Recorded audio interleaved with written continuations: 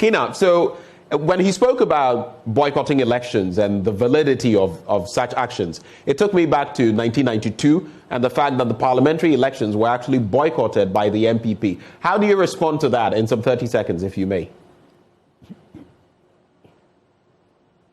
That can be deployed, when people want to express dissent and all that. But my point is that this is what I would like to say. People come into parliament on a party ticket voted in by the citizens. So you are accountable, you belong to a party and you also are representing Ghanaians.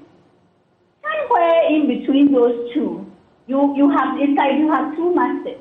And ultimately, the master is the Ghanaian. My point is that, let me give you an example. Like things like, say you have a bill that is about using agricultural lands for mining. And maybe the ideas being put forward, I will keep the Ghanaian farmer. But ultimately, if we pass the bill, it will help all Ghanaians. But people who live in the city have no stake in what is happening.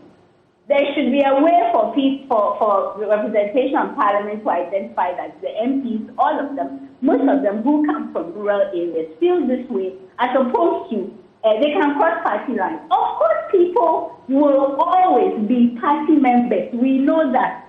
My point is that till date, it seems that the representation on the floor of Ghanaians on the floor of parliament has not, over time, inured to the benefit of the people the people who voted, the people who have created this space for our democracy, the citizens of Ghana. And it is a worry because Parliament is a really powerful institution. It has roles and responsibilities that only Parliament can do in our democracy.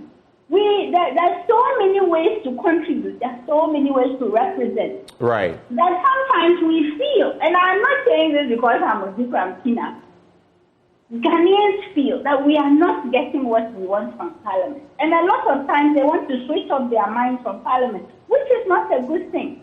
So when you come to serve, you are serving your party, you are serving the people of Ghana, you are representing the people of Ghana.